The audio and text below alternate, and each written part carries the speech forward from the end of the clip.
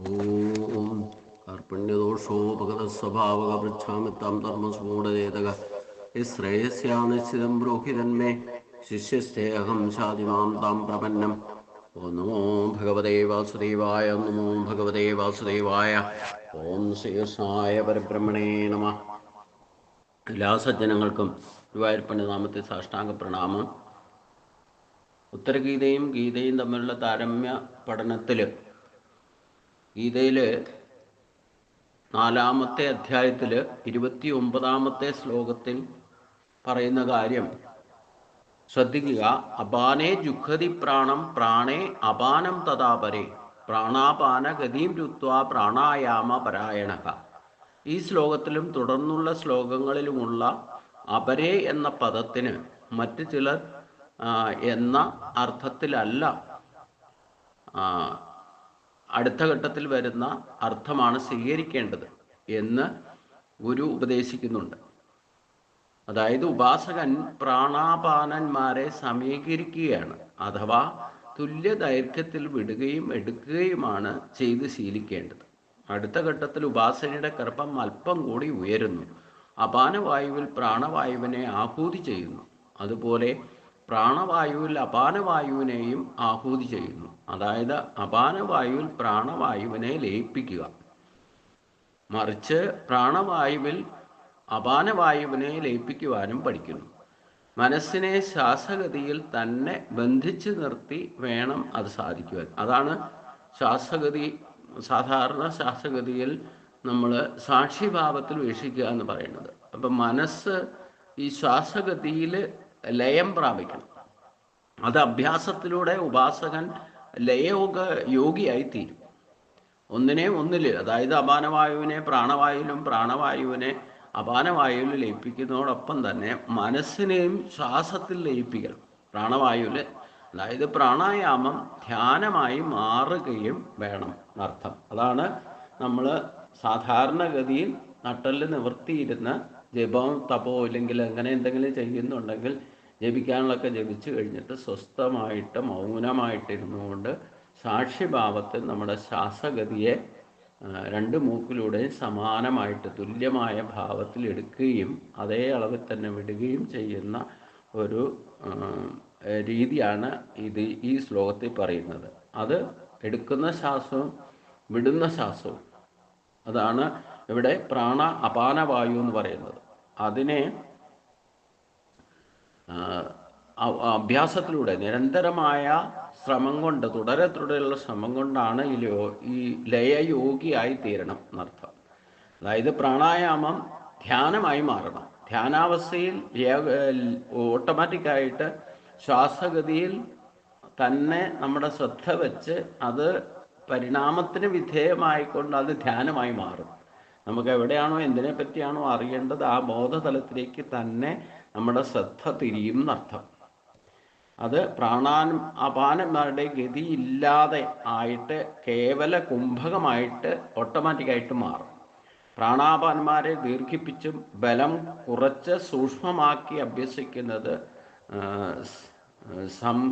സഹിത കുംഭകമാകും.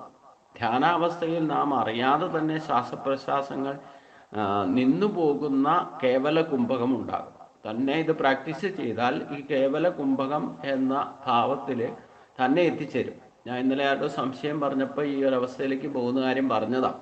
നമ്മളൊന്നും ബലം പിടിച്ച് ചെയ്യേണ്ടതോ ഇന്നത് ആർജിക്കാൻ വേണ്ടിയിട്ട് നമ്മൾ അങ്ങനെ മുൻവിധിയോടുകൂടി ഒന്നിനെ സമീപിക്കരുത്. നമ്മുടേതായ മുൻവിധിയോടുകൂടി ഇന്നത് സാധിക്കണമെന്നോ അതിനെപ്പറ്റി ഒരു മുൻവിധി ഉണ്ടാക്കിയിട്ട് നമ്മൾ ഒരു കാര്യത്തിലും സമീപിക്കരുതെന്നർത്ഥം. അതാണ് ഫലേച്ഛയില്ലാതെ കർമ്മം ചെയ്യാമെന്ന് ഭഗവാൻ പറഞ്ഞതിൻ്റെ ഉദ്ദേശം. ഫലം തന്നെ പ്രകൃതിയാൽ തന്നെ നമുക്ക് ലഭിക്കും ഏത് കാര്യം ചെയ്താലും.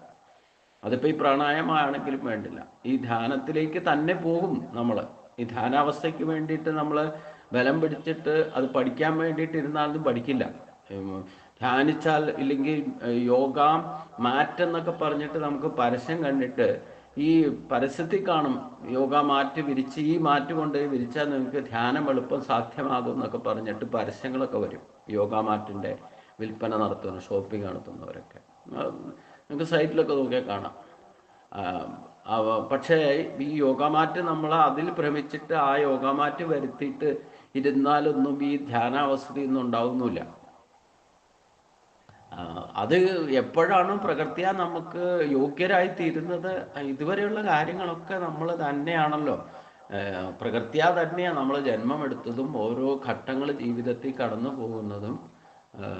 ഒരു ഭക്ഷണം പോലും നമുക്ക് മുമ്പിൽ കിട്ടിയാൽ അത് കഴിക്കാൻ ഒരു യോഗയിലേക്ക് കഴിക്കാൻ പറ്റില്ല. അതാണ് ഞാൻ എൻ്റെ ഭാഷയിൽ പറഞ്ഞാൽ തുണ്ണഭാഗ്യമാണെന്ന് പറയും. ചില സാധനങ്ങളൊക്കെ അങ്ങനെയാണ്. അപ്പം നമുക്ക് ഈ ഈശ്വരൻ്റെ കൃപ, നമ്മൾ മുൻവിധി ഇല്ലാതെ ഈ ഇത്തരത്തിലുള്ള കർമ്മങ്ങളിലൊക്കെ സമീപിക്കുമ്പം തന്നെ അതിൻ്റെ എതിർച്ഛാ ലാഭസന്തുഷ്ടോ യാദൃച്ഛ്യമായിട്ടൊക്കെ ചിലത് സംഭവിക്കും. യോഗം എന്ന് പറഞ്ഞാൽ തന്നെ അപ്രാപ്യസ്യ പ്രാപ്യതേതി യോഗം. നമ്മൾ സാധിക്കില്ല എന്ന് നമ്മൾ വിചാരിച്ചിരിക്കുന്നത് എപ്പോൾ നമുക്ക് യോഗ്യത വരുന്നോ അത് സാധിക്കുക. അതാണ് യോഗം എന്ന് പറഞ്ഞാൽ തന്നെ.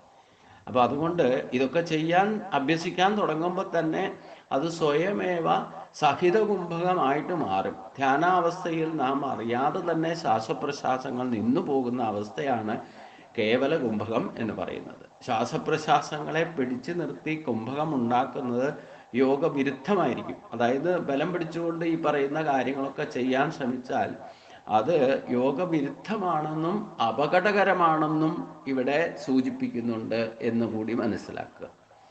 അപ്പം പ്രകൃത്യാ തന്നെ ഈ ഒരു അവസ്ഥയൊക്കെ കൈവരും. നമ്മൾ ഇച്ഛാശക്തിയെ ഉണർത്തിയാൽ അത് ക്രിയാശക്തിയിലേക്ക് മാറും.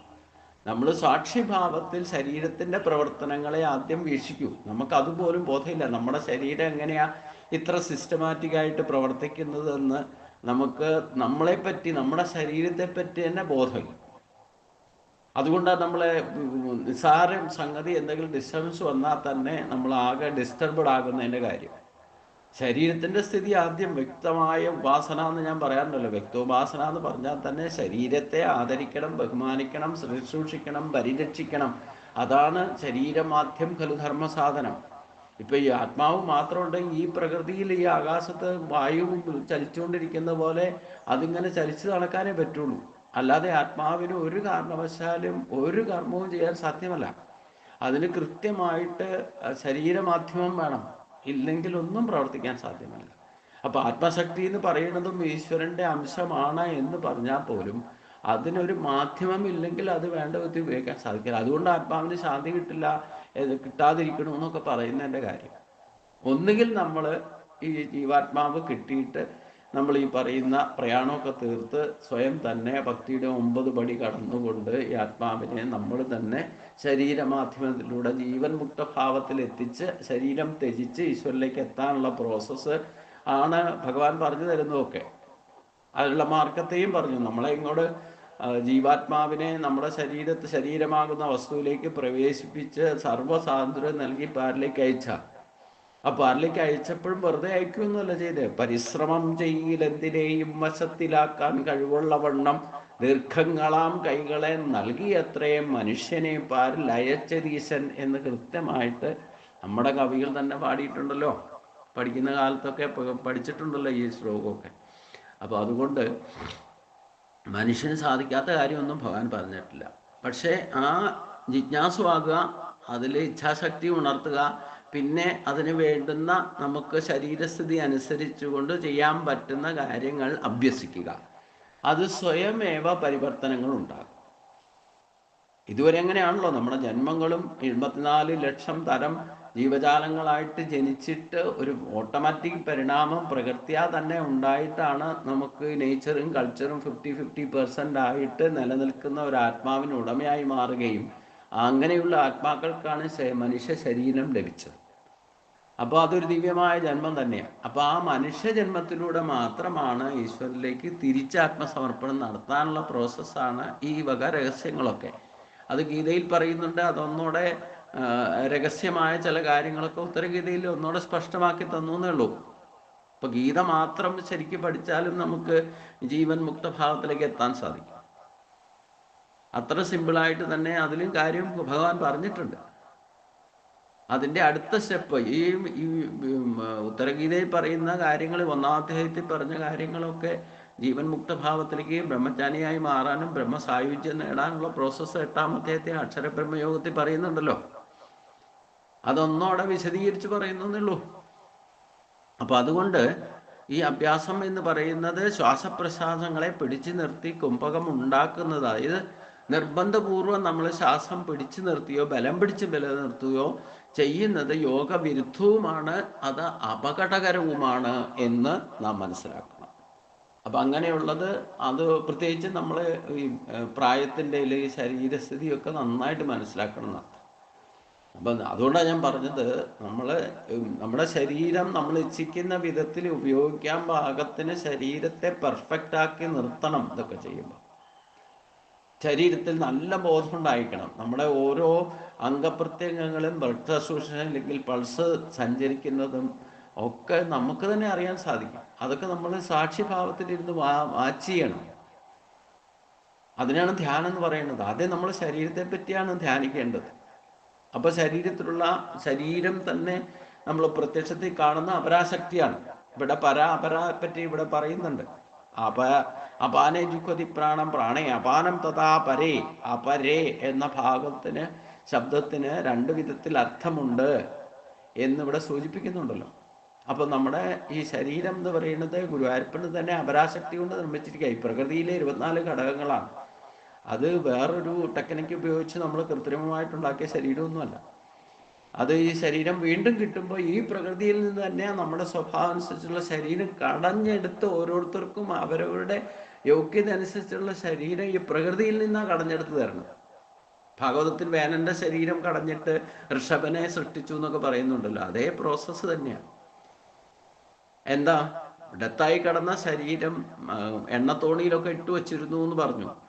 പക്ഷേ എണ്ണത്തോണിയിലൊന്നും ഇട്ടു വച്ചിരുന്നില്ലെങ്കിൽ നമ്മുടെ ശരീരം കത്തിച്ചു കളഞ്ഞാലും ഇല്ലെങ്കിൽ കുഴിയിലെടുത്ത് വെച്ചാലും ഇനി ഇലക്ട്രോണിക്സ് കൊണ്ട് ഇന്നത്തെ രീതിയിലൊക്കെ പുതിയ സംവിധാനത്തിൽ അതിനെയൊക്കെ ഭസ്മമാക്കിയാലും ഈ ശരീരം ഏത് തരത്തിൽ ജീർണിച്ച് ഇല്ലാതെയായാലും അതിൻ്റെ 24 ഘടകങ്ങൾ അതാത് സ്ഥാനത്തേക്ക് തിരിച്ച് വീണ്ടും നമുക്ക് ജനിക്കാൻ യോഗം കൊണ്ടാണ് വീണ്ടും ജനിക്കേണ്ടി വന്നാൽ തന്നെ അതിന് ഇനി മറ്റ് അധോജന്മത്തിലേക്ക് പോയ പക്ഷിമൃഗാദികളായിട്ട് ജനിച്ചാലും വേണ്ടില്ല, അതനുസരിച്ചുള്ള ശരീരം കടഞ്ഞെടുത്ത് ആ ജീവനെ ശരീരത്തിൽ പ്രവേശിച്ചു വിടും.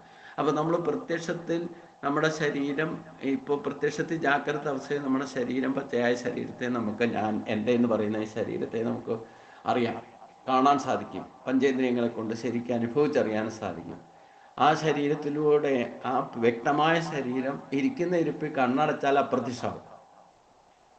എന്നാലും കണ്ണടച്ചിരുന്നാലും നമ്മൾ ഈ ശരീരത്തിൽ കണ്ണെവിടെയാ മൂക്കെവിടെയാ കണ്ണടച്ചിരിക്കുന്ന ആളോട് ചോദിച്ചാലും നമുക്ക് തൊട്ട് കാണിക്കാൻ സാധിക്കും. കണ്ണും മൂക്കും ചെവിയും ശരീരത്തിൻ്റെ ഓരോ അംഗങ്ങളെ പറ്റി പഠിച്ചാൽ അതൊക്കെ ശരീരത്തിൻ്റെ ഇന്ന ഭാഗത്തായിരിക്കുന്നത് അത് നമുക്ക് ചോദിച്ചാൽ തൊട്ട് കാണിക്കാൻ, ഓരോ അംഗപ്രത്യങ്ങളെയും പറ്റി നമുക്ക് സംശയമൊന്നുമില്ലാതെ തൊട്ട് കാണിക്കാൻ സാധിക്കും. അത് പ്രത്യക്ഷമാണ്. ഇനി കണ്ണടച്ചിരുന്നാലും നമുക്കത് ബോധമുണ്ടെങ്കിൽ തൊട്ട് കാണിക്കാം. എൻ്റെ ശരീരത്ത് ഇന്ന സ്ഥാനത്താണ് ഇന്നതിരിക്കുന്നതെന്ന് നമുക്കറിയാം, ഉള്ളിലാണേലും. അപ്പം അതേസമയം കണ്ണ് തുറന്നിരുന്നാലും നമ്മുടെ ജീവൻ ഈ ശരീരത്ത് തന്നെ ഇരിക്കുന്നുണ്ട്. പക്ഷെ അത് എവിടെയാണ് ഇരിക്കുന്നതെന്നൊന്നും തൊട്ട് കാണിക്കാൻ സാധിക്കുമോ? ഇതാണ് പര അപരയും തമ്മിലുള്ള വ്യത്യാസം. പര എന്ന് പറഞ്ഞാൽ നമ്മുടെ ശരീരം പരാശക്തിയാണ്, പ്രത്യക്ഷമാണ്, പ്രകടമാണ്. അത് നമുക്ക് ജാഗ്രതയിൽ അനുഭവിച്ചറിയാൻ സാധിക്കും, തൊട്ട് കാണിക്കാനും സാധിക്കും. കണ്ണടച്ചിരുന്നാലും അതേപ്പറ്റി നമുക്ക് ബോധമുണ്ട്. അതേസമയം നമ്മുടെ ശരീരത്തിരിക്കുന്ന ജീവൻ ഈ ശരീരത്ത് തന്നെ ഇരിക്കുന്നുണ്ട്. പക്ഷെ അത് അവ്യക്തമാണ്, അത് പരായാണ്. അത് കണ്ണുകൾക്കോ ഇല്ലേ അചിന്ത്യമാണ്, അവികാര്യമാണ്, അചേതനമാണ് എന്നൊക്കെ നമുക്ക് തോന്നും. പക്ഷെ അതില്ലെങ്കിൽ നമുക്ക് ഈ ശരീരം ഉണ്ടെന്നോ ഞാനെന്നോ ഒന്നും പറയാൻ പോലും സാധ്യമല്ല. അപ്പോൾ അതുകൊണ്ട് ആ ശരീരം ഇല്ല, നമുക്ക് വ്യക്തമല്ല, അവ്യക്തമായിരിക്കുന്നതാണെങ്കിൽ തന്നെയും ആ ജീവൻ ശരീരത്തിന് ഇല്ല എന്ന് പറയാൻ പറ്റില്ലല്ലോ. അപ്പം ഈ പരാശക്തിയാകുന്ന ജീവനെയും അപരാശക്തിയാകുന്ന ശരീരത്തെയും ചേർത്ത് വച്ചിരിക്കുമ്പോൾ മാത്രമേ ഈ പ്രോസസ്സ് നമുക്ക് ചെയ്യാൻ സാധിക്കൂ. അപ്പം ആദ്യം ശരീരത്തെ പറ്റി നമ്മൾ പഠിക്കണം. അത് അപരാശക്തി കൊണ്ടാണ് നിർമ്മിച്ചിരിക്കുന്നത്. അപരാശക്തി എന്ന് പറഞ്ഞാൽ ഉണ്ടായത് എന്തോ നശിച്ചു പോകുന്നത്, അതാണ്. പ്രകൃതിയിൽ നിന്നുണ്ടായി പ്രകൃതിയിലേക്ക് ലയിക്കാനുള്ള കഴിവുണ്ട്. ഈ ജീവനാണ് ഈ ശരീരത്തെ നിലനിർത്തുന്നത്. ഈ ജീവൻ ശരീരം വിട്ടുപോയാൽ ഇത് പ്രകൃതിയിലേക്ക് പോകും. ഏത് തരത്തിൽ നമ്മൾ അതിനെ നശിപ്പിച്ചാലും ഇല്ലെങ്കിലും ഭൂമിയിൽ എവിടെയെങ്കിലും ഉപേക്ഷിച്ചാലും അത് തന്നെ അതിനൊരു സമയമുണ്ട്. അതനുസരിച്ചുകൊണ്ട് അതാത് ഘടകങ്ങൾ അതാത് ഘടകത്തിൽ തിരിച്ചു പോകും. തിരിച്ച് നമുക്ക് ശരീരം വീണ്ടും കിട്ടുമ്പോഴാണ് ഇതൊക്കെ ചെയ്യാനും ചിന്തിക്കാനും പറയാനും പ്രവർത്തിക്കാനൊക്കെ സാധിക്കും. അല്ലെങ്കിൽ ആത്മാവ് മാത്രമാണെങ്കിൽ അതിനെ കൊണ്ട് ഈ പ്രപഞ്ചത്തിൽ ഒരു പ്രയോജനവുമില്ല. അതുകൊണ്ടാണ് ശരീരമാധ്യം ഖലു ധർമ്മ സാധനം എന്ന് പറഞ്ഞത്. അതുകൊണ്ടാണ് ആത്മാശാന്തി കിട്ടാതെ ആത്മാക്കൾ കിടക്കുക എന്ന് പറഞ്ഞാൽ അവർക്ക് ഒന്നുകിൽ ശരീരം കിട്ടണം, ഇല്ലെങ്കിൽ ഈശ്വരനിലേക്ക് എത്തണം. ഈ രണ്ട് തരത്തില് പരാശാന്തിയിലേക്ക് പോകണമെന്നുണ്ടെങ്കിൽ പരമാത്മാവിലേക്ക് എത്തണം, ഇല്ലെങ്കിൽ നമുക്ക് ഒരു ശരീരം ലഭിക്കണം. അപ്പോൾ പരലോകത്ത് പിതൃലോകത്തിൽ തങ്ങാനുള്ള 7 മണ്ഡലങ്ങളുണ്ട് എന്നൊക്കെ പറഞ്ഞാലും അവിടുന്ന് ഉള്ള അവിടുത്തെ മഹാഗുരുക്കന്മാർ പറയുന്നതും നിങ്ങൾക്ക് അടുത്ത സ്റ്റേജിലേക്ക് കയറുന്നുണ്ടെങ്കിൽ ഭൂമിയിൽ പോയിട്ട് ശരീരം എടുക്കണം. അതാണ് പെട്ടെന്ന് പ്രോസസ്സ് നടക്കാൻ. ഇപ്പം അവിടെ മണ്ഡലങ്ങൾ വേർതിരിച്ച് ആത്മാക്കളെ അവരുടെ സ്വഭാവം അനുസരിച്ചുകൊണ്ട് തട്ട് തിരിച്ചിട്ടൊക്കെ ഉണ്ട്. 7 മണ്ഡലങ്ങളാക്കട്ടെ, 3 മണ്ഡലം വരെ നരകത്തിൽ കിടക്കുന്ന പോലെ ആയിരിക്കും കിടക്കുക, ക്ലേശങ്ങളായിരിക്കും. അങ്ങനെയുള്ള ആത്മാക്കളാണ് അവിടെ ഉള്ളത്. അവിടെ നിന്ന് പിന്നെ 4ലേക്ക് എത്തിയാൽ അവരൊരു മീഡിയേഷൻ കുറേശ്ശെ ഈശ്വര വിചാരമൊക്കെ തുടങ്ങിയവരായിരിക്കും. അവിടെ നിന്നും 5, 6, 7 മണ്ഡലങ്ങളിലാണ് ശരിക്കും മഹാഗുരുക്കന്മാരെ കിട്ടുക, നമുക്ക് സപ്പോർട്ട് കിട്ടുക. അപ്പോൾ അവർ ഉപദേശിക്കുന്നത് നിങ്ങൾക്ക് ഇവിടെ നിന്നാലും ഈശ്വരിലേക്ക് എത്താം, പക്ഷേ സജ്ജാത്മാക്കളുടെ ലിസ്റ്റിൽ നമ്മൾ പെട്ടു. പക്ഷെ അവിടെ മാത്രം നിന്നാൽ കുറച്ച് ഡ്യൂറേഷൻ, സമയം കൂടുതലെടുക്കും. അതേസമയം നിങ്ങളൊരു ശരീരം ഭൂമിയിൽ പോയിട്ട് എടുത്താൽ നിങ്ങൾക്ക് പെട്ടെന്ന് ഒരു ജന്മത്തിൽ തന്നെ ചിലപ്പം ഈ മണ്ഡലങ്ങളൊക്കെ കടക്കാൻ, ക്രോസ് ചെയ്യാൻ സാധിക്കും. പക്ഷേ നമ്മുടെ ഈ കർമ്മത്തെ ശുദ്ധി വരണം. അന്ധകരണ ശുദ്ധിയും വിവേകവും ഉണ്ടായാൽ മാത്രമേ പരിണാമം കൊണ്ടുള്ളൂ. പക്ഷെ ഭൂമിയിൽ വന്ന് ജനിക്കുമ്പോൾ എന്താ കുഴപ്പമെന്ന് ചോദിച്ചു കഴിഞ്ഞാൽ ഇവിടെ മിങ്കിളാണ്. സദ്ധാത്മാക്കളും ഉണ്ട്, ദുഷ്ടാത്മാക്കളും ഉണ്ട്. ഒരു കുടുംബത്തിൽ തന്നെ 2-3 കാറ്റഗറി ആൾക്കാരുണ്ടാവും. അപ്പോൾ ഈ സംഘദോഷവും സമ്പർക്കദോഷവും ഒക്കെ ഉണ്ടായിട്ട് ചിലപ്പം ബന്ധനത്തിൽപ്പെടും, കൂടുതൽ പ്രാരാബ്ധത്തിലേക്ക് പോകും. നമ്മുടെ അറ്റാച്ച്മെൻറ്റും മമതയും സ്നേഹവും കുടുംബ ബന്ധങ്ങളെന്നൊക്കെ പറയുമ്പോഴേ 3 തരത്തിലുള്ള ബന്ധനങ്ങളാകുമ്പം അത് വീണ്ടും വീണ്ടും ബന്ധനം തന്നെ വാരിൽ എന്നുള്ള അവസ്ഥയിലേക്ക് പോകും. പക്ഷെ 5-6 മണ്ഡലത്തിലൊക്കെ നിൽക്കുകയാണെങ്കിൽ നമുക്ക് സജ്ജനങ്ങൾ, സത്സംഗമൊക്കെ ഉണ്ടാകും, ഗൈഡ് ചെയ്യാൻ ആൾക്കാരുണ്ടാകും, നമ്മളെ ഉയർത്തിക്കൊണ്ട് വരാനുള്ള പ്രോസസ്സൊക്കെ പ്രകൃത്യാ നടക്കും. അപ്പം അങ്ങനെ പ്രകൃതിയായി നടക്കുന്ന സന്ദർഭങ്ങളിലാണ് നമ്മൾ ഇങ്ങനെയുള്ള സത്സംഗങ്ങളിലൊക്കെ എത്തുന്നത്. നിങ്ങൾക്ക് ഇതുവരെ അറിയാൻ സാധിക്കാത്ത കാര്യങ്ങൾ അറിയാൻ സാധിക്കുക എന്നൊക്കെ പറയുന്നത് ഈ സപ്പോർട്ട്, അപ്രകൃത്യാ തന്നെ സപ്പോർട്ട് കിട്ടാൻ തുടങ്ങുമ്പോൾ. ഒരു ചുവട് 5-ാമത്തെ 6-ാമത്തെ മണ്ഡലത്തിലേക്ക് പ്രവേശിച്ചാൽ 5-ാമത്തെ മണ്ഡലം തൊട്ട് നിങ്ങൾക്ക് സപ്പോർട്ട് കിട്ടാൻ തുടങ്ങും. ഭൂമിയിൽ വന്ന് ജനിച്ചാലും ഇനി തിരിച്ചു ചെന്നാൽ നമ്മളെ കാത്തിരിക്കുന്നവരുണ്ടാവും. അപ്പോൾ അവർക്ക് ആത്മശാന്തി എന്ന് പറയുന്നത് ഒരു പ്രശ്നമായി വരില്ല. നമ്മൾ ആധ്യാത്മിക മാർഗത്തിൽ പ്രവേശിക്കുന്നവർക്ക് ഒരിക്കലും ആത്മശാന്തി, ഫർദർ പ്രോസസ്സിനെ പറ്റി അതാണ് മുൻവിധിയോടുകൂടി ഒന്നും സമീപിക്കേണ്ട എന്ന് പറഞ്ഞതിൻ്റെ കാര്യം. നമ്മളെ പിന്നെ ഉയർത്തിക്കൊണ്ട് വരുന്ന പ്രകൃതിയാണ്. പ്രകൃതി എന്ന് പറയുന്നത് ആരാ? പ്രധാന പുരുഷേഷനായിരിക്കുന്ന ആ പരമാത്മാവ് തന്നെയാണ് പ്രകൃതി. അത് സൃഷ്ടിയുടെ വ്യവഹാരത്തിൽ പ്രകടമായ സ്വഭാവം കാണിക്കുമ്പോൾ അതിനെയാണ് സൃഷ്ടിയുടെ വ്യവഹാരം എന്ന് പറയുന്നത്. അപ്പൊ നമ്മുടെ സ്വഭാവം അനുസരിച്ചുകൊണ്ടായിരിക്കും അതിന് അപ്ഗ്രേഡേഷൻ കിട്ടുന്നത്. അതും നമുക്ക് കിട്ടിയിരിക്കുന്ന ഭാവങ്ങളും സ്വഭാവവും ഈശ്വരനിൽ നിന്ന് കിട്ടിയതാണെന്നുള്ളത് ഗീതയിൽ 10-ാം അധ്യായത്തിൽ തുടക്കം തന്നെ പറയുന്നുണ്ട് ഭഗവാൻ. അപ്പം ഇതൊക്കെ സംഭവിക്കുന്നത് പ്രകൃതിയാ സംഭവിച്ചോളൂ എന്നർത്ഥം. അപ്പം നമ്മൾ ഒന്നിനും ബലം പിടിച്ചിട്ട് ശാസ്ത്രഗതിയെ പോലും അതൊക്കെ രമണ മഹർഷി നമ്മൾ ഉദാഹരണമാക്കിയാൽ മതി. ഈ പറയുന്ന ക്രിയായോഗോ ഇല്ലെങ്കിൽ ഈ പറയുന്ന അഭ്യാസങ്ങളോ ഒന്നും ചെയ്ത ആളല്ല രമണ മഹർഷി. പക്ഷെ പൂർവ്വജന്മമായിട്ട് ഇദ്ദേഹത്തിന് ഈ പറയുന്ന അവസ്ഥയൊക്കെ പൂർവ്വജന്മങ്ങൾ കിട്ടിയിരുന്നു.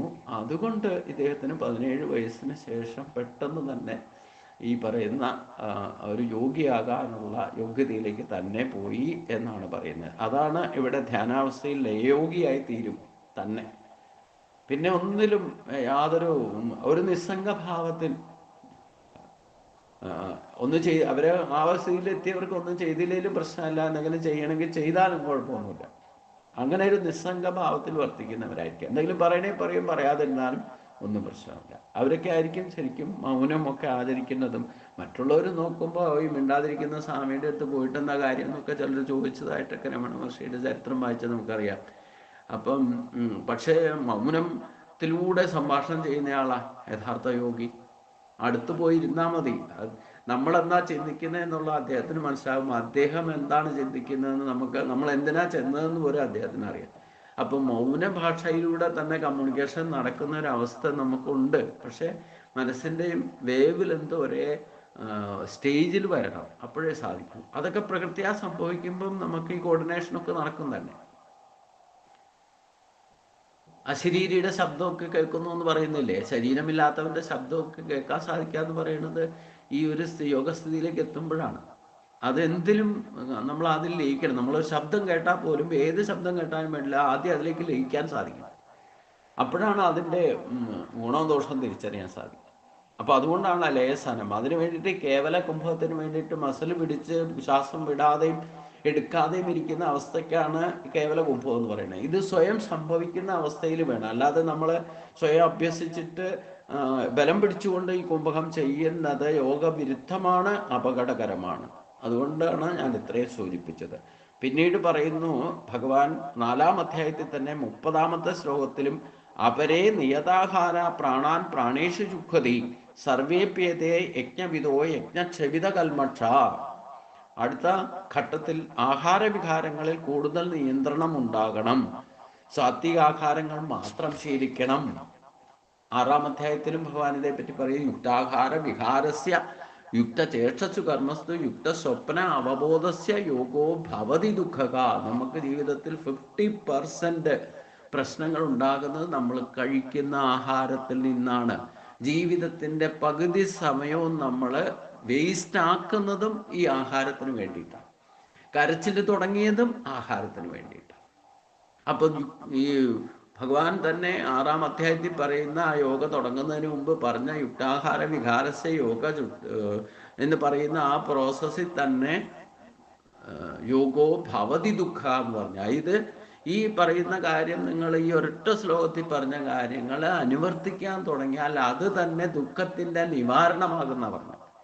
അപ്പോൾ 50% നമ്മൾ ജനിച്ചപ്പോൾ തൊട്ട് കരച്ചിൽ തുടങ്ങിയത് ഭക്ഷണത്തിന് വേണ്ടിയിട്ട്, ആഹാരത്തിന് വേണ്ടിയിട്ടാണ്. പിന്നെ ഈ ശരീരം കൊണ്ട് ഓടി നടക്കുന്നത് മുഴുവൻ ഒരു ചാൺ വയറിന് വേണ്ടിയിട്ടാണെന്നാണ് പറയുക.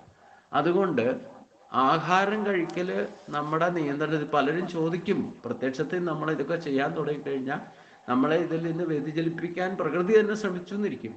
കാരണം പ്രകൃതിയാ തന്നെ ഈ പ്രകൃതിയിൽ ശരിക്കും പറഞ്ഞാൽ 100% ഇതൊക്കെ പ്രോസസ്സ് ചെയ്ത് എല്ലാ മനുഷ്യരും ഇതുപോലെ ആയിത്തീർന്നു കഴിഞ്ഞാൽ പിന്നെ ഈ പ്രപഞ്ച പരിപാലനം തന്നെ നടക്കില്ല. അപ്പം എല്ലാവരെയൊന്നും ഈ ഭാഗത്തേക്ക് കൊണ്ടുവരാൻ സാധിക്കാതെ ഇരിക്കുന്നത് അതുകൊണ്ടാണ്. നമ്മൾ 100 പേരോ ഇതൊക്കെ പറഞ്ഞ് ഇത് അഭ്യസിച്ച് ശീലിച്ചാൽ തന്നെ 1-2 പേർക്കൊക്കെയാണ് യോഗസിദ്ധിയിലേക്കൊക്കെ എത്താൻ സാധിക്കുക. ബാക്കി 90%ഉം സാധാരണ ജീവിതം നയിക്കും. ഇതൊക്കെ പഠിച്ചാൽ പോലും നമ്മൾ ഈ ബന്ധനത്തിൽപ്പെട്ട് കഴിഞ്ഞാൽ, പ്രാരാബ്ധത്തിൽപ്പെട്ട ഇതൊക്കെ മറക്കുന്ന അവസ്ഥയൊക്കെ ഉണ്ടാകും.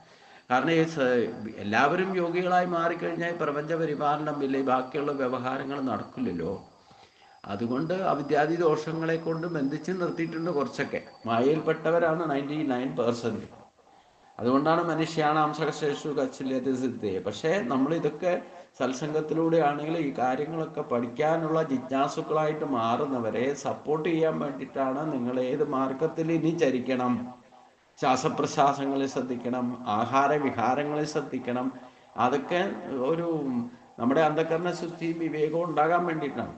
അപ്പം നമ്മൾ ജീവിതത്തിൽ തന്നെ ശ്രദ്ധിച്ചാൽ ഈ ജനിച്ചപ്പോൾ തൊട്ട് കരച്ചിൽ തുടങ്ങിയാൽ ജീവിതകാലം മുഴുവൻ ആഹാരത്തിന് വേണ്ടിയിട്ടും ബാക്കിയുള്ള ഭൗതിക ഭോഗ സുഖങ്ങൾക്ക് വേണ്ടി, ഇതൊക്കെ ഒരു തരത്തിൽ ആഹാരമാണ്.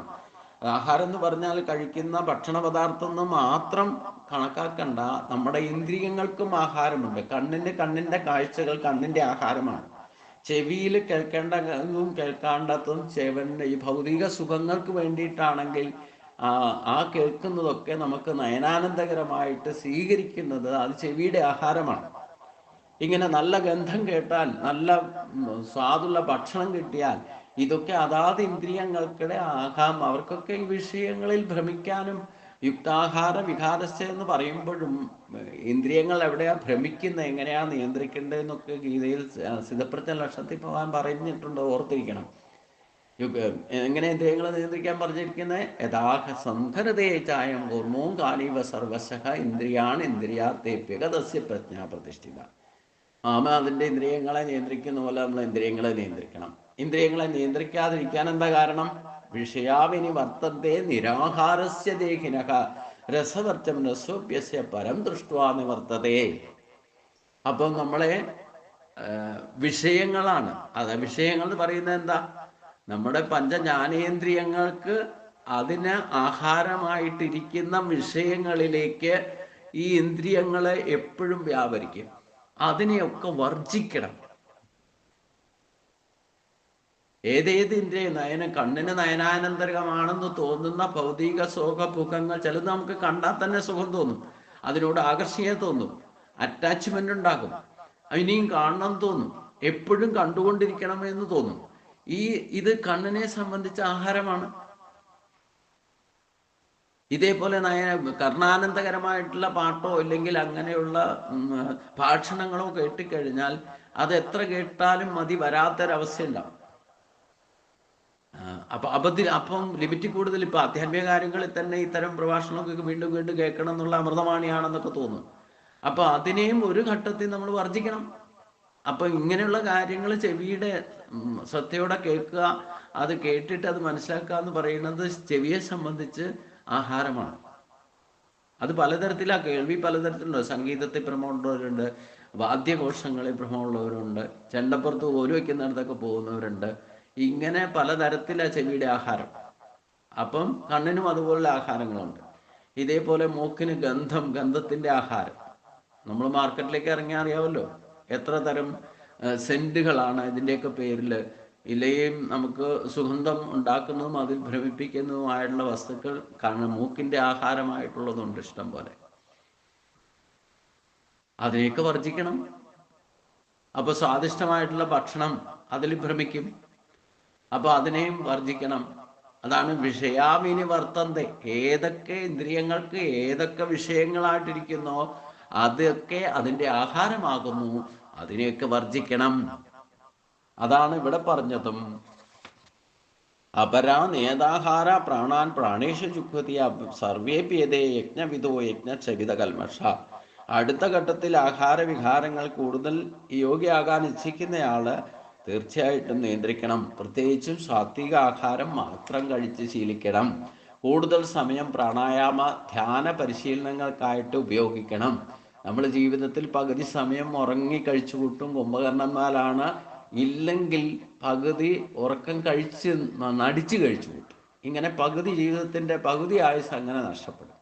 പിന്നെ ഉണർന്നിരിക്കുന്ന സമയത്ത് നമ്മൾ ഈ ആഹാരത്തിന് വേണ്ടിയിട്ടുള്ള നെട്ടോട്ടും അതിനുള്ള സാധനങ്ങൾ, അതിനാണ് ജോലിക്ക് തന്നെ പോകുന്നത്. എന്തെങ്കിലും ജോലി ചെയ്യാൻ പോകുന്നുണ്ടെങ്കിൽ ഭക്ഷണം കഴിക്കാൻ ഒരു ജാൻ വയറിന് വേണ്ടിയിട്ടാണ് പണിയെടുക്കുന്നത്.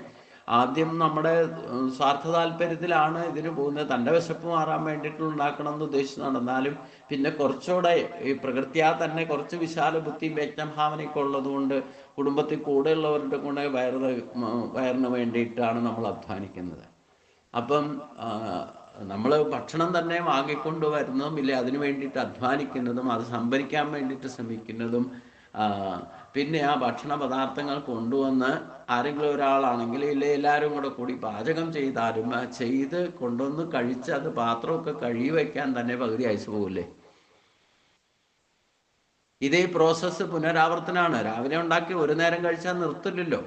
രാവിലത്തെ കഴിയുമ്പോഴത്തേനും അടുത്തത് ഉച്ചയ്ക്കുള്ളത് തയ്യാറാക്കണം. ഉച്ചയ്ക്ക് കഴിഞ്ഞു കഴിഞ്ഞാൽ പിന്നെ വൈകുന്നേരത്തേക്ക് തയ്യാറാക്കണം. അപ്പോൾ ജീവിതത്തിൻ്റെ പകുതി ആഹാരവിഹാരങ്ങളിൽ അതുകൊണ്ട് അത് തന്നെ കഴിക്കുന്നത് എന്തായിരിക്കണം? ആഹാരത്തെ പറ്റി ഗീതയിൽ തന്നെ ഭഗവാൻ പറയുന്നുണ്ട്. സത്യാഹാരമുണ്ട്, രാജസാഹാരമുണ്ട്, താമസാഹാരമുണ്ട്. ഇവിടെ പറഞ്ഞിരിക്കുന്നത് സത്യാഹാരം കഴിച്ച് ശീലിക്കണം. എന്താണ് സത്യാഹാരം? എല്ലാവരും തെറ്റിദ്ധരിച്ച് സസ്യാഹാരം സത്യാഹാരം എന്നാണ് എല്ലാവരും ധരിച്ചു വച്ചിരിക്കുന്നത്. യഥാർത്ഥത്തിൽ മനുഷ്യൻ മാംസബുക്കുകളല്ല, സസ്യബുക്കുകളായിട്ടാണ് ജന്മം. അതാദ്യം മനസ്സിലാക്കുക. അന്നാൽ ഭവന്തി ഭൂതാനി പർജന്യാൽ തന്നെ സംഭവാന്നൊക്കെ പറഞ്ഞിട്ടുണ്ട്. നമ്മുടെ അനുജന്മങ്ങൾ പോലും പരമ്പരയെ സൃഷ്ടിക്കുന്ന പോലും അന്നമാണ്. അന്നം എന്ന് പറയുന്നത് സസ്യലതാദികളിൽ നിന്നുണ്ടാകുന്ന ഭക്ഷണ പദാർത്ഥങ്ങളാണ് അന്നം എന്നുദ്ദേശിക്കുന്നത്.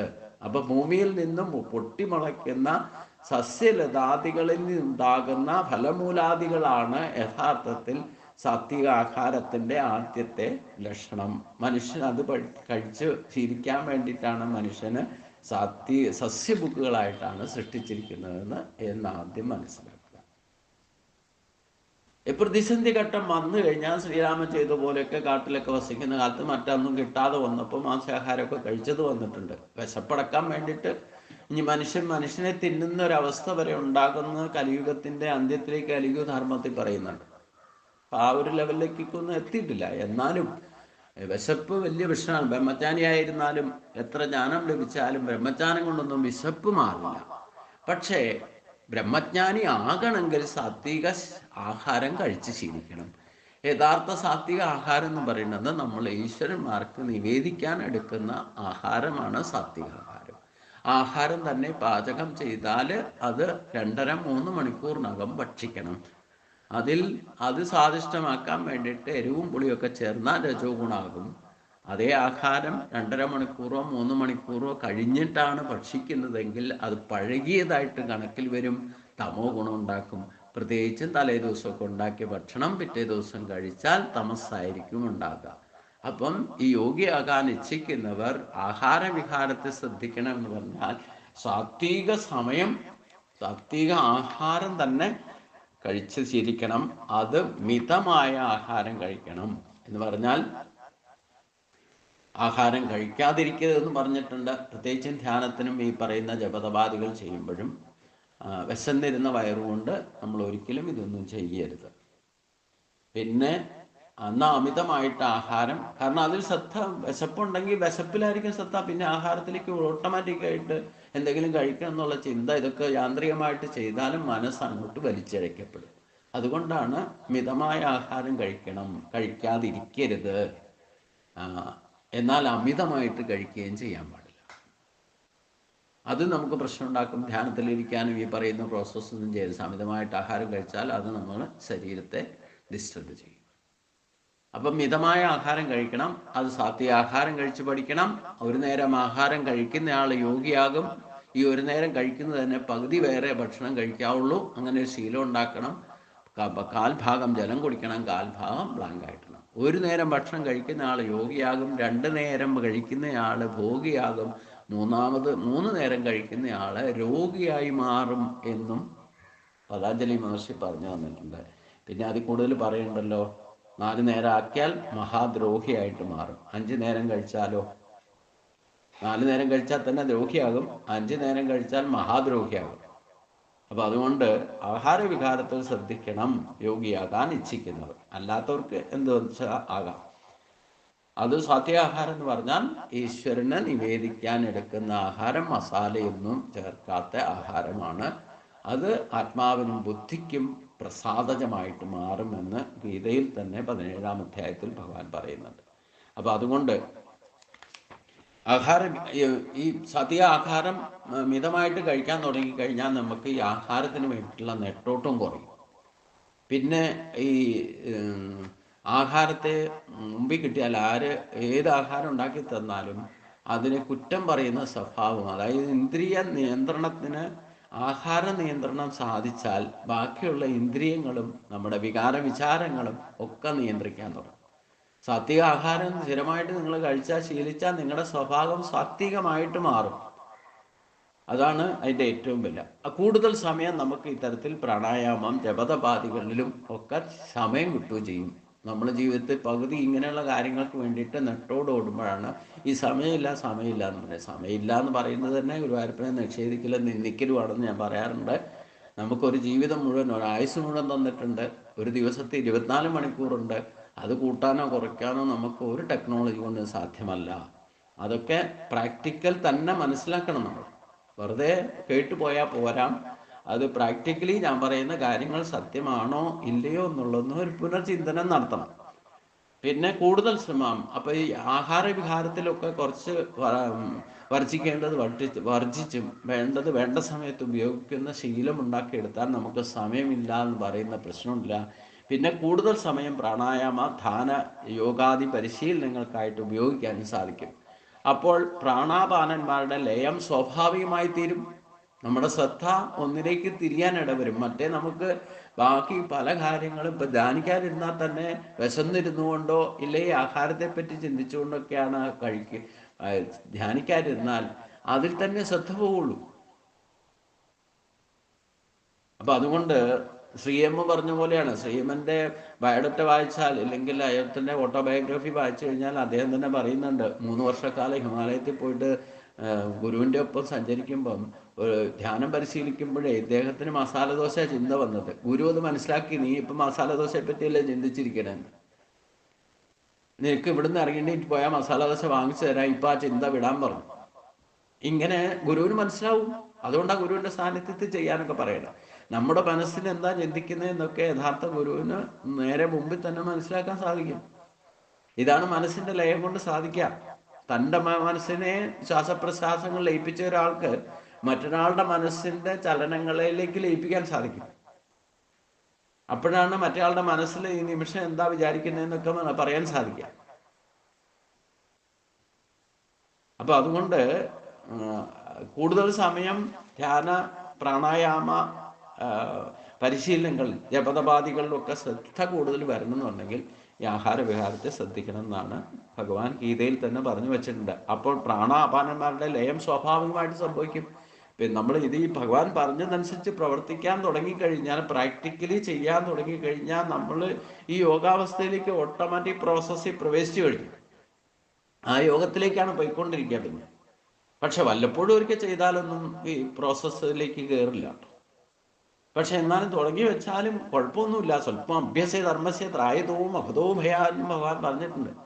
അതുകൊണ്ട് നല്ല കാര്യങ്ങൾ ചെയ്യുന്നവന് ഒരിക്കലും ദോഷം സംഭവിക്കില്ല, അവൻ ഒരിക്കലും നശിക്കില്ല എന്ന് ഭഗവാൻ പറഞ്ഞിട്ടുണ്ട്.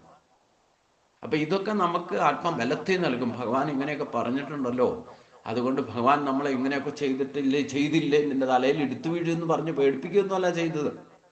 നീ വേണ്ട വിധത്തിൽ ഇത്ര സമയം ചെയ്തില്ലെങ്കിൽ എൻ്റെ പ്രസാദം നിനക്ക് കിട്ടില്ല, നീ എനിക്ക് അടയും പാടയും പായസവും നല്ലണം, എന്നാലേ ഞാൻ നിന്നെ അനുഗ്രഹിക്കൂ എന്നൊന്നും ഒരിക്കലും ഭഗവാൻ പറഞ്ഞിട്ടില്ല. ഗീതാശാസ്ത്രം പ്രമാണമാക്കിക്കൊള്ളൂ. നല്ല കാര്യം ചെയ്യുന്ന ഒരാളും നശിക്കില്ല അർജുന എന്ന് ഭഗവാൻ പറഞ്ഞിട്ടുണ്ടല്ലോ. അപ്പം ഒരിക്കലും ഭയപ്പെടേണ്ട. നമ്മൾ ഈശ്വരനോട് അടുക്കാൻ ശ്രമിക്കുമ്പോൾ അതാണ്, ഈശ്വരനോട് മാത്രമേ ഭയപ്പെടേണ്ടതുള്ളൂ. മരിച്ചു കിടക്കുന്ന ബോഡി കാണാൻ പോയപ്പോലും ആ മരിച്ച ബോഡിയിൽ നമുക്ക് ഭയ അല്ലേ? മനുഷ്യന് സാധാരണഗതിയല്ലേ? ജീവിച്ചിരുന്നപ്പോഴല്ലേ ഭയപ്പെടേണ്ടത്? മരിച്ച് നിശ്ചലമായി കിടക്കുന്ന ബോഡി കാണാനും അവിടെ ചെന്ന് കുറച്ചു നേരം ഇരിക്കാനും ഒക്കെ ഭയ. മരണഭയമുണ്ട്, മരിച്ച ആളെയും കാണാനും ഭയ. ഇതൊക്കെ നമ്മുടെ അജ്ഞത കൊണ്ടാണ്. യഥാർത്ഥത്തിൽ അറിയേണ്ടതുപോലെ അറിഞ്ഞു കഴിഞ്ഞാൽ ഈ ഭയമൊക്കെ ഒന്നും, മരണഭയം തന്നെ ഇല്ലാതെ പിന്നെ എന്തിനാ ഭയപ്പെടുക? ഏറ്റവും വലിയ ഭയം എന്താ? എല്ലാ ജീവികൾക്കും ബാധിക്കുന്ന ഏറ്റവും വലിയ ഭയം മരണഭയമാണ്. അപ്പൊ അതുകൊണ്ട് ഇവിടെ ഭഗവാൻ പറയുന്നത് പ്രത്യേകം ശ്രദ്ധിക്കുക. അതോടെ ശ്വാസം അകത്തേക്ക് പോവുകയും കയറുകയോ പ്രശ്വാസം പുറത്തേക്ക് പോവുകയോ ചെയ്യാതെ അവയെ യോജിപ്പിച്ച് സുഷുമ്നയ്ക്കുള്ളിൽ കൂടി ചരിക്കുന്നതാണ്. ഇതാകുന്നു പ്രാണാപാനങ്ങളിൽ തന്നെ ആഹൂതി ചെയ്യുക എന്ന് പറഞ്ഞാൽ ഒന്നൊന്നിലേക്ക് ലയിപ്പിക്കുകയാണ് ആഹൂതി ചെയ്യുക എന്ന് പറയുന്ന അവസ്ഥ. ആ അവസ്ഥയ്ക്കാണ് ഹഠം എന്ന് പറയുന്നത്. അതായത് ഉപാസകൻ ഹഠയോഗിയായിത്തീരും. ഹഠത്താൽ ഉപാസകനുള്ള പഴയ രോഗങ്ങൾ പോലും ക്രമേണ നശിക്കുന്നതാണ്.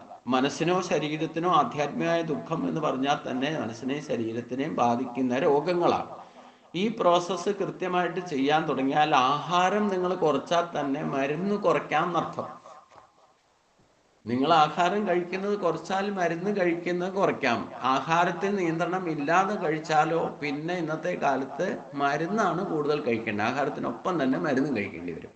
അതൊക്കെ ഞാൻ ആവർത്തിച്ച് പറയാനുള്ള കാര്യമാണ്. അതുകൊണ്ട് അപാനങ്ങളെ ഉപാസകൻ ഈ പറഞ്ഞ വാരം ചെയ്യുകയാണെങ്കിൽ അവൻ സംശയമൊന്നുമില്ല ഹഠയോഗിയായിത്തീരും.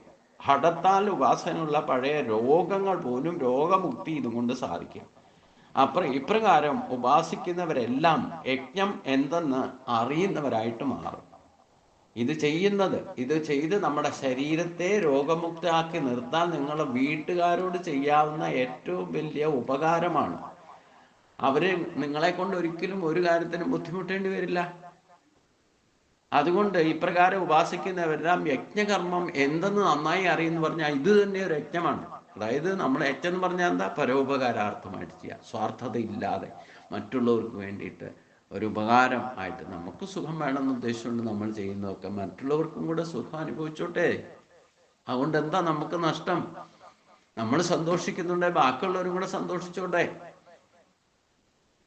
ഇത് യജ്ഞഭാവനയാണ്. അപ്പോൾ നിങ്ങളുടെ കുടുംബത്തിൽ ഒരാളെങ്കിലും ഇതേപോലെ ഉണ്ടെങ്കിൽ ആ കുടുംബത്തിൽ സന്തോഷം തന്നെ പ്രൊഡക്റ്റ് ആവും. ഒന്ന് നിങ്ങൾ പരിശോധിച്ച് നോക്കുള്ളൂ. നിങ്ങൾ ആഹാരം തന്നെ ഉണ്ടാക്കി എല്ലാവർക്കും കൊടുക്കുന്നുണ്ടെങ്കിൽ ആഹാരത്തിനുള്ള സംഭരിക്കുന്നതും അത് ഉണ്ടാക്കുന്നതും വിളമ്പി കൊടുക്കുന്നതും അത് കഴിക്കുന്നതും സന്തോഷത്തോടെ ആണെങ്കിൽ ഇത് ചെയ്യുന്ന ആള് യജ്ഞമാണ്, സഹയജ്ഞ ഭാവനയോടെയാണ് ഈ കർമ്മം ചെയ്യുന്നത്. അതിൽ നിന്ന് ദുഃഖങ്ങളില്ലാതെ വരും, യാതൊരു സംശയമില്ല. അപ്പോൾ കൂടുമ്പോൾ ഈ രണ്ട് വ്യക്തികൾ കൂടിയാൽ, രണ്ടു പേരാണ് ഇങ്ങനെ ചെയ്യുന്നതെങ്കിൽ ആ രണ്ടു പേര് കൂടുമ്പോൾ ഇമ്പമുണ്ടാകും, സന്തോഷമുണ്ടാകും. അതാണ് യഥാർത്ഥ കുടുംബം. ഇപ്രകാരം ഉപാസിക്കുന്നവരെല്ലാം യജ്ഞം എന്തെന്ന് അറിയുന്നവരാകും. മാത്രമല്ല യജ്ഞത്താൽ സർവദോഷങ്ങളെയും നശിപ്പിക്കും. പ്രസാദേ സർവദുഃഖാനാം ഹാനിരസ്യോപജായതേ പ്രസന്ന ചേതസ്യോകാശം ബുദ്ധിപരിവധിഷ്ഠതേ എന്ന ഗീതയിൽ സിദ്ധപ്രജ്ഞ ലക്ഷണത്തിൽ ഭഗവാൻ പറഞ്ഞത് ഈ ബേസിലാണ്. ഇതിൻ്റെ ഒന്നോടെ ആ സിദ്ധപ്രജ്ഞ ലക്ഷണത്തിന് വിശദീകരണമാണല്ലോ 3, 4 ഒക്കെ അധ്യായം. അപ്പൊ ആ 4-ാം അധ്യായത്തിലെ ശ്ലോകമാണ് ഈ പറഞ്ഞത് എന്നർത്ഥം. അതുകൊണ്ട് ഇപ്രകാരം ഭഗവാൻ പറഞ്ഞതുപോലെ ഇപ്രകാരം ഉപാസിക്കുന്നവരെല്ലാം ഫലത്തിൽ യജ്ഞം എന്തെന്ന് അറിയുന്നവരായിട്ട് മാറും. ഇത് പ്രകൃതിയാ. ഈ ഒരു യജ്ഞഫലം ഇന്നതാണെന്നുള്ള മുൻവിധിയോട് കൂടിയൊന്നും സമാപിക്കണ്ട. ഭഗവാൻ പറഞ്ഞത് അതിനെ സമീപിക്കണ്ട എന്നർത്ഥം. അപ്പം നിങ്ങൾ ഭഗവാൻ പറഞ്ഞതനുസരിച്ച് പ്രാക്ടിക്കലി പ്രവർത്തിക്കാൻ തുടങ്ങിയാൽ ഓട്ടോമാറ്റിക്കായിട്ട് നിങ്ങൾക്ക് കർമ്മിയായിട്ട്, യജ്ഞകർമ്മം ചെയ്യുന്നവനായിട്ട് മാറും, അതിനെപ്പറ്റി അറിയുന്നവനായിട്ട് മാറും. മാത്രമല്ല യജ്ഞത്താൽ നിങ്ങളുടെ സകല പൂർവജന്മാർജിതമായ ദോഷങ്ങളും നശിപ്പിക്കുകയും ചെയ്യും. ആ നാശം നിങ്ങൾ തന്നെ ചെയ്താൽ ഇല്ലാതാക്കുന്നത്. അല്ലാതെ ഒരു ശത്രുസംഹാരം നടത്തിയിട്ടോ ഇല്ലെങ്കിൽ മറ്റാരോടെങ്കിലും പോയിട്ട് പരിഹാരം ചെയ്തിട്ടോ പ്രശ്നം വെച്ചിട്ട് രാശി വെച്ചിട്ട് പരിഹാരം ചെയ്തിട്ടോ അല്ല ഈ പ്രശ്നങ്ങൾ അവസാനിക്കുക, ഈ ദോഷങ്ങൾ അവസാനിക്കുക. ഭഗവാൻ പറഞ്ഞതുപോലെ പ്രാക്ടിക്കലി പ്രവർത്തിച്ചാൽ ഇത് തന്നെയാണ് യഥാർത്ഥ യജ്ഞകർമ്മത്തിൻ്റെ ഫലം എന്ന് മനസ്സിലാക്കുക. അത് നമ്മൾ സ്വയം ചെയ്യണം, മറ്റൊരാളെ കൊണ്ട് ചെയ്യിപ്പിക്കണം. നമ്മൾ ചെയ്യാനുള്ളത് ഒരു കാരണവശാലും മറ്റുള്ളവരെ ഏൽപ്പിക്കരുത്. നമ്മൾ സ്വയം ചെയ്യാൻ പറ്റാത്തത് യജ്ഞഭാവനയുള്ളവരെ കൊണ്ട് തന്നെ നമുക്ക് ചെയ്യാൻ പറ്റാത്തത് ചെയ്യിക്കണം. കൂടി ചെയ്യുന്നവരും ആ കൂടി ചെയ്യുന്നവരെല്ലാം യജ്ഞഭാവനയാൽ കൂടി ചെയ്യേണ്ട കർമ്മങ്ങൾ ചെയ്യുമ്പോൾ അവിടെ സകലവിധ ദോഷങ്ങളും നശിപ്പിക്കപ്പെടും എന്ന് അറിയണം. പിന്നെ ഭഗവാൻ പറയുന്നു 4-ാം അധ്യായത്തിൽ തന്നെ 31-ാമത്തെ ശ്ലോകത്തിൽ പറയുന്നുണ്ട്, യജ്ഞശിഷ്ട അമൃതഭുജോ യാന്തി ബ്രഹ്മ സനാതന ന്യായം ലോകോസ്തി യജ്ഞസ്യ കുതോ അന്യ കുരുസത്തമ. ഉപാസകൻ വീണ്ടും പരിശീലനം തുടർന്നുകൊണ്ടേ ഇരിക്കണം. അതോടെ അദ്ദേഹത്തിന് രാജയോഗം എന്ന അവസ്ഥ ലഭിക്കുന്നതാണ്. അതായത് കുണ്ടലിനി ശക്തിയായിരിക്കുന്ന ജീവാത്മാവും മനപ്രാണന്മാരും സഹസ്രാരത്തിനു ഉപരി പരമാത്മാ ബിന്ദുവിൽ ലയിക്കുന്നതാണ്. ആ ബിന്ദുവിൽ തന്നെ ധ്യാനമാകുന്ന മഹായജ്ഞം നടത്തുമ്പോൾ അവിടെ നിന്നും അമൃതധാര ഉണ്ടാകുന്നു. ഇന്നതെന്ന് പറയാൻ സാധിക്കാത്ത വിധമുള്ള ഒരു ആനന്ദ അനുഭവമാണ് അതിൽ നിന്നും ലഭിക്കുക. ഉപാസകൻ ആ അമൃതധാര ഇല്ലെങ്കിൽ ആ അമൃതത്തെ പ്രസാദേ സർവദുഃഖാനാം ഹാനിരസ്യോപജായത്തെ, ഈ ഭഗവാൻ പറഞ്ഞതനുസരിച്ചാൽ ഓട്ടോമാറ്റിക്കായിട്ട് തന്നെ ഭഗവാന്റെ പ്രസാദം ലഭിക്കുമ്പോഴാണ് ഈ ഒരു അവസ്ഥ ക്രിയേറ്റ് ആകുക. അതോടെ അദ്ദേഹം ഒരു വിധത്തിലുള്ള നാശത്തിനും പ്രാപ്തമാകാതെ സകലവിധ പ്രതിബന്ധങ്ങളും മാറി അദ്ദേഹം നാശരഹിതനാകുന്നു. അദ്ദേഹത്തിന് സനാതന ബ്രഹ്മപ്രാപ്തി ഉണ്ടാകുന്നു. ഈ വിധത്തിലുള്ള യജ്ഞം നടത്താതെ ഇഹലോകത്തിൽ ജീവൻ മുക്തി നേടുവാനോ വിദേഹമുക്തിയിലൂടെ പരബ്രഹ്മത്തെ പ്രാപിക്കുവാനോ സാധിക്കുന്നതല്ല. മുകളിൽ ഉദ്ധരിച്ചിട്ടുള്ള പ്രമാണങ്ങളിലൂടെ യോഗ പരിശീലനങ്ങളിലെ 9 പടികളാണ് അവതരിപ്പിക്കുന്നത്. ഉടല്, കഴുത്ത്, ശിരസ് എന്നിവ നേരെയാക്കി ചലനമില്ലാതിരിക്കുക.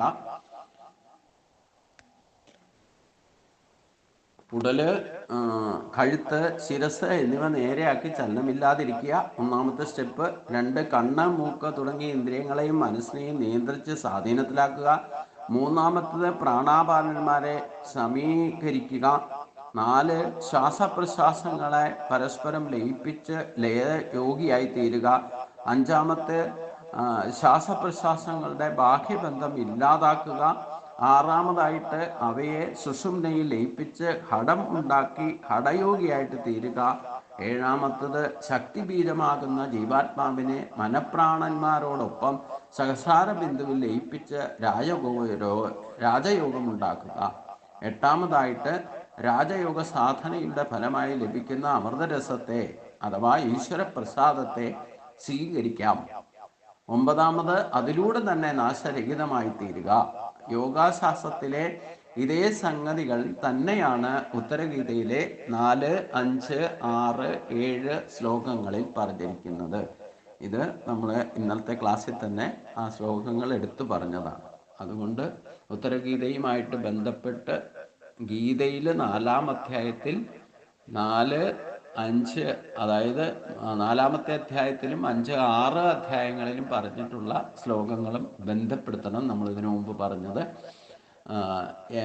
ഇതിലേ പോലെ തന്നെ 4-ാമത്തെ അധ്യായത്തിൽ 31-ാമത്തെ ശ്ലോകമാണ് ഇവിടെ ബ്രഹ്മപ്രാപ്തിക്ക്, അതായത് യജ്ഞശിഷ്ട അമൃതഭുജോ യാന്തി ബ്രഹ്മ സനാതനം ന്യായം ലോകോസ്ത്യ യജ്ഞസ്യ കൃതോ അന്യ പുരുഷോത്തമം. അതായത് ചുരുക്കി പറഞ്ഞാൽ നമ്മൾ ചെയ്യേണ്ടത് സ്വയം ചെയ്യേണ്ടത് ഒരു കാരണവശാലും മറ്റൊരാളെ ഏൽപ്പിക്കരുത്. സ്വയം ചെയ്യേണ്ടത് അവരവർ തന്നെ ചെയ്യണം. നമുക്ക് ചെയ്യാൻ പറ്റാത്തത് മറ്റൊരാളുടെ സഹായത്താൽ യജ്ഞഭാവനയോടുകൂടി ആ കർമ്മം പൂർത്തീകരിക്കണം. പിന്നെ കൂടി ചെയ്യേണ്ട കർമ്മത്തിലാണ് ഈ പ്രോസസ്സ് ശരിക്കും രാജയോഗമായി തീരുക. അപ്പോഴാണ് ഭഗവാന് പോലും നമ്മളിൽ പൂർണ്ണമായിട്ട് പ്രസാദം ഉണ്ടാകുക. അതിലാണ് നാശരഹിതമായ അവസ്ഥയിലേക്ക് നമ്മളെ ഭഗവാൻ തന്നെ ഉയർത്തിക്കൊള്ളും. അതും പ്രകൃത്യാ സംഭവിക്കുന്ന ഒരു യോഗാവസ്ഥയാണ്. യോഗശാസ്ത്രത്തിലെ ഇതേ സംഗതികൾ തന്നെയാണ് ഉത്തരഗീതയിലും നമുക്ക് ഭഗവാൻ പറഞ്ഞു തന്നത്. 1-ാം അധ്യായത്തിൽ തന്നെ 4, 5, 6, 7 ശ്ലോകങ്ങളാണ് ഇതുവരെ നമ്മൾ ഈ 4-ാമത്തെ അധ്യായത്തിൽ ഉദ്ധരിച്ചത്. അതായത് 4, 5, 6 അധ്യായങ്ങളിലൂടെ പറഞ്ഞ കാര്യങ്ങളാണ് ഈ ഉത്തരഗീതയിലെ ഈ പറഞ്ഞ 4 ശ്ലോകങ്ങൾക്ക് ഉപോത്ബലമായിട്ട് നമ്മൾ പരിചിന്തനമില്ലേ താരതമ്യ പഠനം നടത്തി നമ്മൾ സാധാരണ ജീവിതം നയിക്കുന്നവർക്ക് എങ്ങനെയാണ് ഈ യോഗസിദ്ധിയിലേക്ക്, ഹംസയോഗത്തിലേക്കും ഈ പറയുന്ന ബ്രഹ്മപ്രാപ്തിയിലേക്കൊക്കെ എത്താൻ സാധിക്കുക. അത് പ്രകൃത്യാ തന്നെ സംഭവിക്കും. നമ്മളിത് തുടക്കം കുറിച്ചാൽ മതി. ഇതേപ്പറ്റി ആദ്യം അറിയുക, അതേപ്പറ്റി പരിചിന്തനം നടത്തുക. നമ്മുടെ സ്വഭാവം അനുസരിച്ചുകൊണ്ട് എങ്ങനെയാണ് യുക്തിസഹജമായിട്ട് ആഹാരവിഹാരാദികൾ നമ്മളിതിനെ ചിട്ടപ്പെടുത്തി ഉപയോഗിക്കേണ്ടതെന്ന് സ്വയം നിശ്ചയിച്ച് ദൃഢനിശ്ചയം ചെയ്ത് അതിന് ത്യാഗമനസ്സോടെ നടപ്പാക്കാനും കൂടെ കൃത്യനിഷ്ഠ, ഭക്തി, വിവേചന ശക്തി, ദൃഢനിശ്ചയം, ത്യാഗമനസ്ഥിതി എന്നീ 5 ഗുണങ്ങളെ കൊണ്ട് അത് നമുക്ക് സിദ്ധി നേടാനും സാധിക്കുന്നതാണ് എന്നതിൽ സംശയമൊന്നുമില്ല. അപ്പോൾ അതുകൊണ്ട് ഇതേപ്പറ്റി അറിയുക, അതേപ്പറ്റി അറിയാനുള്ള പ്രോസസ്സാണ് ഇപ്പം നടക്കുന്നത്. അത് ഗീതയും ഉത്തരഗീതയും തമ്മിലുള്ള താരതമ്യ പഠനത്തെ സാധാരണ മനുഷ്യർക്ക് എങ്ങനെയാണ് ഈ ഒരു പ്രോസസ്സിലേക്ക് പ്രവേശിക്കാൻ, ഈ ഒരു 9 സ്റ്റെപ്പുകളിൽ ഇതിൽ ഈശ്വരൻ്റെ കൃപയാണ് 9-ാമത്തെ പടി. ഇത് തന്നെയാണ് ഭക്തിയിൽ, സാധാരണ ശരണാഗതി ഭക്തിയിൽ തന്നെ 9 പടികൾ പറയുന്നത്. അതിൽ ആത്മസമർപ്പണമാണ് 9-ാമായിട്ട് പറയുന്നത്. അപ്പോൾ അതിന് യോഗ പരിശീലിക്കുന്നവർ ഈ ഒരു പ്രോസസ്സിലേക്ക് പ്രവേശിച്ചാൽ തന്നെ പ്രാക്ടിക്കലി നമ്മൾ ചെയ്യേണ്ട കാര്യങ്ങളാണ് ഇവിടെ 4, 5, 6 അധ്യായത്തിലൂടെ ഗീതയിലും നമുക്ക് പറഞ്ഞു തരുന്നത് എന്ന് മനസ്സിലാക്കുക. അതുകൊണ്ട് അതിൽ നിന്നാണ് യഥാർത്ഥ നമുക്ക് ആധ്യാത്മിക ജ്ഞാനം തന്നെ ലഭിക്കുക എന്ന് പറയുന്നു. ആധ്യാത്മ ജ്ഞാന നിത്യത്വം തത്വജ്ഞാനാർത്ഥ ദർശനം വേദജ്ഞാനം ഇതം പ്രോക്തം അജ്ഞാനം യതോ അന്യത. ആധ്യാത്മ ജ്ഞാനം ഇത് പറയുന്നത്, ഈ ശ്ലോകം പറയുന്നത് ഭഗവത്ഗീതയിൽ 13-ാം അധ്യായത്തിൽ 11-ാമത്തെ ശ്ലോകമാണ്. അതായത് ക്ഷേത്രജ്ഞ വിഭാഗയോഗത്തിലെ ഏറ്റവും പ്രധാനപ്പെട്ട ശ്ലോകങ്ങളായിട്ട് ഞാൻ എടുത്തു പറഞ്ഞിട്ടുള്ളതാണ് 7-ാമത്തെ ശ്ലോകം തൊട്ട് 11-ാമത്തെ ശ്ലോകം വരെ. ഇതിൽ 11-ാമത്തെ ശ്ലോകമാണ് ഇവിടെ ഉദ്ധരിച്ചത്. ആധ്യാത്മ ജ്ഞാന നിത്യത്വം തത്വജ്ഞാനാർത്ഥ ദർശനം ഏതജ്ഞാനം ഇതം പ്രോക്തം അജ്ഞാനം യതോ അന്യത. ആധ്യാത്മജ്ഞാനം എന്നത് നിത്യത്വം ലഭിക്കുന്നതിനുള്ള ജ്ഞാനമാകുന്നു. തത്വജ്ഞാനത്തിൻ്റെ അർത്ഥവും അഥവാ അതിൻ്റെ ഫലവും അഥവാ അതിൻ്റെ പ്രയോജനവും മോക്ഷമാകുന്നു. അത് നിത്യത്വമാകുന്നു. അതാണ് ജീവൻ മുക്തഭാവം. ജ്ഞാനം എന്ന് പറഞ്ഞിട്ട് ഉള്ളതെല്ലാം മോക്ഷോപായ ബ്രഹ്മജ്ഞാനമാകുന്നു. അതിന് വിപരീതമായിട്ടുള്ളതെല്ലാം അജ്ഞാനമാകുന്നു എന്നുകൂടി എടുത്ത് പറഞ്ഞിട്ടുണ്ട്. ഉത്തരഗീത 1-ാം അധ്യായം 8-ാം ശ്ലോകത്തിലൂടെ മരണമില്ലാത്തവനായിട്ട് ഈ ശരീരത്തോടു കൂടി തന്നെ എന്നെന്നും ജീവിക്കാനുള്ള വിദ്യാപരിശീലനത്തെയാണ് ആദ്യം ഉപദേശിച്ചത്. സദാ ഗതി പരിശീലിക്കുന്നവന് 1000 വർഷം ജീവിക്കാമെന്ന്, അതായത് ഈ പറയുന്ന സന്മാർഗത്തിൽ ചരിക്കുന്നവർക്ക് അവൻ്റെ ഇഷ്ടം പോലെ ജീവിക്കാം. ഭഗവാൻ ഇവിടെ പറയുന്ന 1000 വർഷം ജീവിക്കാമെന്ന് ആ 8-ാമത്തെ ശ്ലോകത്തിലും നമ്മൾ കണ്ടതാണ് പറഞ്ഞത്. അതുകൊണ്ട് ഇവിടെ 1000 വർഷം എന്ന സംഖ്യയെ ചിരഞ്ജീവിത്വത്തിൻ്റെ ചിഹ്നം മാത്രമായിട്ട് കണ്ടാൽ മതി. അങ്ങനെ ഒരു കണക്ക്, ഒരു പരിധിയൊന്നുമില്ല അതിനെന്നർത്ഥം. ഈ വിഷയത്തിൽ ഗീത എന്ത് പറയുന്നുവെന്ന് ഇനി നമുക്ക് പരിശോധിക്കാം. അതാണ് ഇനി പറയുന്നത്. ജരാമരണ മോക്ഷായ മാമാസത്യ യതന്തിയെ തേ ബ്രഹ്മ തത്വതി കൃഷ്ണ ആധ്യാത്മം കർമ്മജാഗ്രതം. അതായത് ജരാമരണ മോക്ഷം ആരാണോ ഈ പറഞ്ഞ ഭഗവാൻ പറഞ്ഞ മാർഗത്തെ ആശ്രയിച്ചുകൊണ്ട് ജരാമരണങ്ങളിൽ നിന്ന്, അതായത് വാർദ്ധക്യം വരുന്നതിൽ നിന്നും മരണം സംഭവിക്കുന്നതിൽ നിന്നും മോചനം നേടുന്നതിന് വേണ്ടിയിട്ട് സർവകാലവും പ്രവർത്തിക്കുന്നത്, ആ പ്രവർത്തനം എന്തെന്ന് ഇവിടെ പറയുന്നില്ല എങ്കിലും അത് പിന്നീട് ഉത്തരഗീതയിലെ 8-ാം ശ്ലോകത്തിൽ ഭഗവാൻ വ്യക്തമാക്കി തന്നിട്ടുണ്ട്. അവൻ പരബ്രഹ്മത്തെ അറിയുന്നു. സകലവിധ ആധ്യാത്മജ്ഞാനത്തെയും എല്ലാവിധ മുക്തി കർമ്മങ്ങളെയും അവൻ അറിയുന്നവനായിട്ട് മാറുന്നു. അതായത് 1-ാം അധ്യായത്തിൽ 8-ാമത്തെ ശ്ലോകത്തിൽ എന്താണ് പറയുന്നത്? 8-ാമത്തെ ശ്ലോകത്തിൽ പറഞ്ഞത്, 1-ാം അധ്യായത്തിൽ 8-ാമത്തെ ശ്ലോകത്തിൽ പറഞ്ഞത് ഗച്ഛൻ തിഷ്ഠൻ സദാകാലം വായു സ്വീകരണം പരം സർവകാല പ്രയോഗേന സഹസ്രായുർ ഭവേ നര എന്ന പ്രധാനപ്പെട്ട ഒരു ശ്ലോകം പറഞ്ഞു. അത് ഉപാസകൻ നടക്കുമ്പോഴും ഇരിക്കുമ്പോഴും നിൽക്കുമ്പോഴും കിടക്കുമ്പോഴും എല്ലാം വായുവിനെ സ്വീകരിച്ചുകൊണ്ടാണ് ഇരിക്കുന്നത്. ഇപ്രകാരം സദാകാലവും വായുവിനെ സ്വീകരിക്കുന്നത് പരമമായ മാർഗത്തിലും പരമ ആശ്രയ ശ്രദ്ധയിലുമായിരിക്കണം. അതായത് പ്രാണൻ പുറത്തുപോയി നഷ്ടപ്പെടാതെ ഖേചരി മുദ്രയിൽ നാസാരന്ധ്രത്തിലൂടെ, അതായത് സുഷ്മനയിലൂടെ ബാണത്തെ ചലിപ്പിക്കുന്ന ഈ വിധത്തിലുള്ള സഞ്ചാര സമാധിയിലൂടെ, സഞ്ചാര സമിതി 2 സമാധിയെ പറ്റി പറഞ്ഞല്ലോ, സഞ്ചാര സമാധിയും ആരൂഢ സമാധി. സഞ്ചാര സമാധിക്ക് 12 വർഷവും ആരൂഢ സമാധിക്ക് 1.5 വർഷവുമാണ് ഇവിടെ ഈ ഒരു ശ്ലോകത്തിൽ വിധിച്ചിരിക്കുന്നത്. അപ്പോൾ നമ്മൾ ഈ അഭ്യാസം തുടങ്ങിയാൽ 12 വർഷത്തെ സാധനാബലവും പിന്നെ ഒരു 1.5 വർഷം, അതായത് ടോട്ടലി ഒരു 14 വർഷത്തെ സാധനാബലം ഉണ്ടാകുമ്പോഴാണ് ഈ ഒരു ജീവൻ മുക്ത ഭാവം നമുക്ക് സാധിക്കുക എന്നാണ് ഇവിടെ വ്യക്തമാക്കുന്നത്. യാവൽ പശ്വൽ ഖഗാകാരം തദാകാരം വിചിന്തയൽ. ഇതാണ് സഞ്ചാര സമാധി ആരൂഢ സമാധി വിശദമാക്കുന്ന ഈ ശ്ലോകങ്ങളെ. സഞ്ചാര സമാധിയിൽ പ്രാണായാമത്തിനാകുന്നു പ്രാധാന്യം. അത് 12 വർഷം ഈ പറഞ്ഞ രീതിയിൽ പ്രാക്ടീസ് ചെയ്യണം. പിന്നീട് ആരൂഢ സമാധിക്ക് ആ പറഞ്ഞ പ്രകാരം തന്നെ സോഹം ക്രിയായോഗത്തെ സുഷുമ്നയുടെ ചലിപ്പിച്ച് ആരൂഢ സമാധിയിലേക്ക് 1.5 വർഷം കൊണ്ട് എത്താൻ സാധിക്കും. അതിൽ ഏറ്റവും വലിയ പ്രോസസ്സ് എന്ന് പറയുന്നത് ഈ സഞ്ചാര സമാധിയാണ്. അതാണ് ഈ ജരാമരണത്തിൽ നിന്ന് ജീവൻ മുക്തഭാവത്തിലേക്ക് എത്താനുള്ള ഒരു പ്രോസസ്സ് പറയുന്നത്. അതുകൊണ്ട് ഉത്തരഗീത 1-ാം അധ്യായം വീണ്ടും പറയുന്നു. 11, 12, 13 എന്നീ ശ്ലോകങ്ങളിൽ പറയുന്ന കാര്യങ്ങളെ സൂചന തരുന്നവയാണ്. ഭഗവത്ഗീതയിൽ 12-ാം അധ്യായത്തിൽ 8ഉം 9ഉം ശ്ലോകങ്ങൾ. അവയെ നമുക്ക് അടുത്ത ദിവസം ചിന്തിക്കാം. ഭക്തിയോഗത്തിലെയാണ് ഈ പറയുന്ന 11, അതായത് 1-ാം അധ്യായത്തിൽ 11, 12, 13 ശ്ലോകങ്ങളിൽ പറയുന്ന അതേ കാര്യങ്ങൾ ഭക്തിയോഗത്തിലും ഭഗവാൻ പറഞ്ഞു തരുന്നുണ്ട്. അത് ഭക്തിയോഗത്തിൽ 8, 9 ശ്ലോകങ്ങളിലും 10-ാമത്തെ അധ്യായത്തിൽ 38-ാമത്തെ ശ്ലോകത്തിലും പറയുന്നുണ്ട്. അപ്പോൾ അത് നമുക്ക് അടുത്ത ദിവസം ചിന്തിക്കാം. എല്ലാവർക്കും നമസ്കാരം. ഓം സ്വസ്തി പ്രജാഭ്യാം പരിപാലയന്താം ന്യായേന മാർഗേണ മഹിം മഹേശാ ഗോ ബ്രാഹ്മണേഭ്യ ശുഭമസ്തു. ലോകാ സമസ്താ സുഖിനോ ഭവന്തു. ലോകാ സമസ്താ സുഖിനോ ഭവന്തു. ഓം ശാന്തി ശാന്തി ശാന്തി.